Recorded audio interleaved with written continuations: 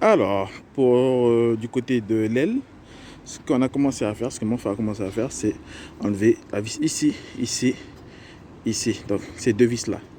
Comme ça, normalement, c'est censé venir là et là. Donc, ces deux vis ont été enlevées. Ce qu'il va faire là, c'est que voilà, la partie du bas là-bas aussi, normalement, a des vis. On va procéder deux vis ici.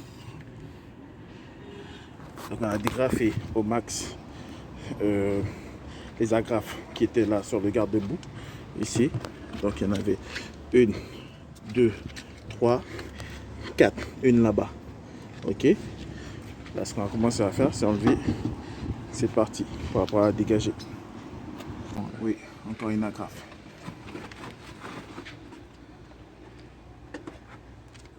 Couteau. Alors, toutes les agrafes ont été enlevées. Voilà. Tout est enlevé. Là. On va faire, on va enlever le garde-boue. Voilà.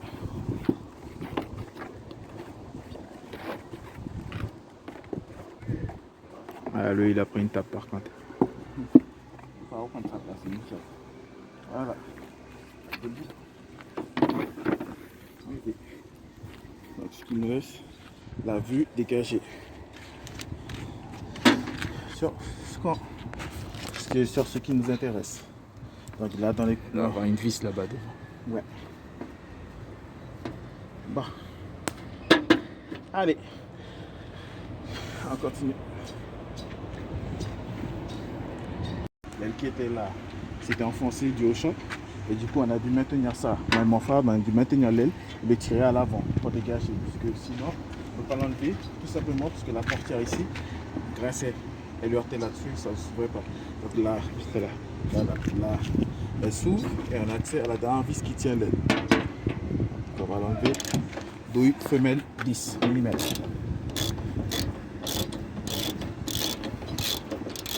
Comme ça, on va l'enlever. Comme ça, c'est suffisant. Voilà.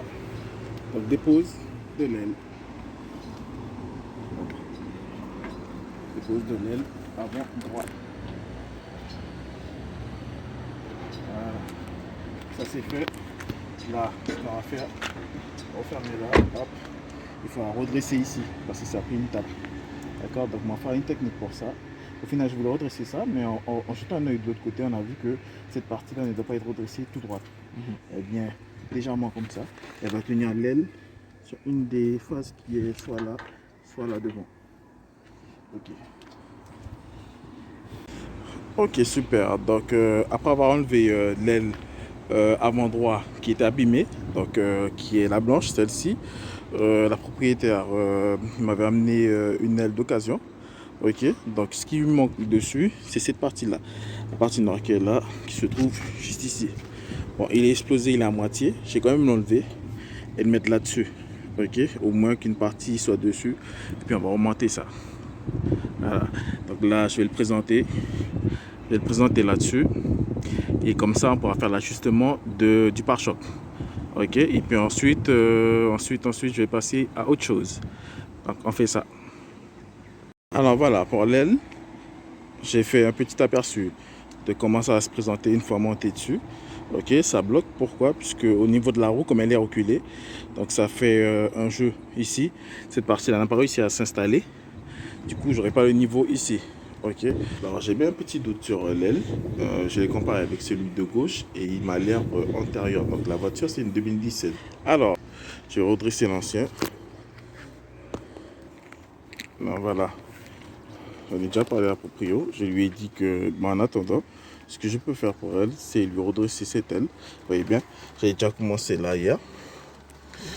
Voilà, ça ne sera pas homogène comme un tout neuf. Donc il me reste cette partie-là à faire. Ok. Je vais essayer de redresser tout ça, que ça soit tout beau. Enfin, que ça soit passable pour le remettre en place. Ok. Allez, je fais ça hors caméra et puis on se retrouve. Alors voilà, l'aile avant droite qui d'origine qui était abîmée. Donc on a redressé comme on pouvait. Voilà. Alors, je tenais à remercier Raymond et à tous ceux qui soutiennent la chaîne. Ça fait plaisir. Merci à vous. Alors, on va poursuivre le montage de l'aile sur le châssis une fois uniquement quand on aura réparé tout ce qui est triangle et barre stabilisatrice. Allez, ciao, à bientôt.